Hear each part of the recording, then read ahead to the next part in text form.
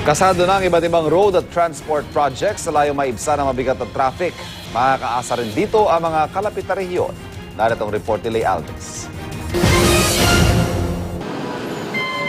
Bagong taon pero parehong problema pa rin para sa maraming pasahero at motorista. Traffic sa Metro Manila. Pa-traffic pa rin hanggang ngayon eh. Araw-araw na eh. Nata-traffic, late. Pag-uwi mo, late. Galit na yung asawa mo, di mo alam kung anong sasabihin mo ulit. Nakadagdag pa sa problema ang sabay-sabay na construction sa kalsada. Maraming mga kuwan na ginagawa. Pero kung mababawasan ng traffic pag matatapos na yun, malaking tulong. Ayon sa Malacanang, patuloy naman daw nilang tinutugunan ang kalbaryong ito. Bukod sa Metro Manila Skyway Stage 3, NAIA Expressway Phase 2 at LRT Line 2 East Extension Project na matatapos ngayong 2016 hanggang 2017, kasado na rin ang 9 na iba pang road at transport projects na layong maibsan ng mabigat na trapiko.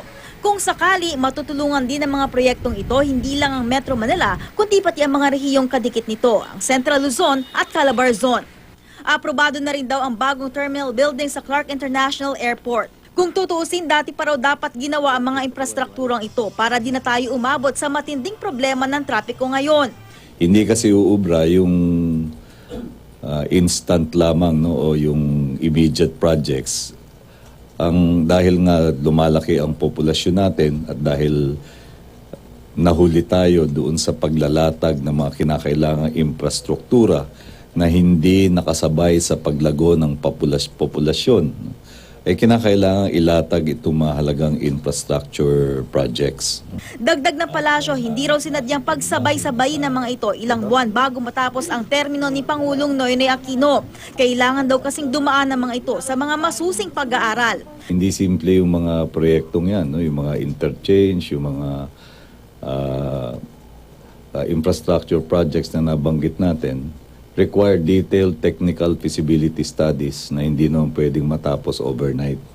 Kahit na inumpisahan noong 2010. Nagkaroon din daw ng kaso sa korte ang ilan sa mga proyekto kaya naantala ang pagsisimula. Apila ng pamahalaan sa mga motorista at mga pasahero, habaan pa ang pasensya. Tiyak naman daw nagiginhawa ang trapiko oras na matapos ang mga proyektong ito. Para sa unang balita, Lay Alves reporting.